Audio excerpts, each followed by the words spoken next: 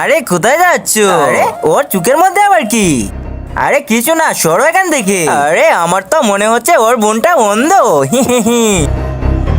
চলো আমার সাথে, এখানে বসে পড়ো, ঠিক আছে? কোনো কিছু প্রয়োজন পড়লে আমাকে ডাক দিবা, কেমন? ঠিক আছে।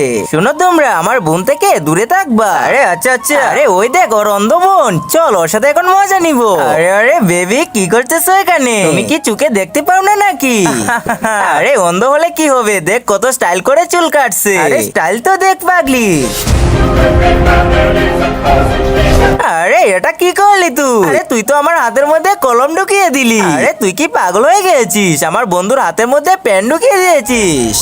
আরে আরে তোমরা আমার বোনের সাথে কি করেছো? কি হয়েছে, তুই ঠিক আছিস তো? আমরা কিছুই করিনি, তোর বোন আমার হাতে কলম ঢুকিয়ে দিয়েছে।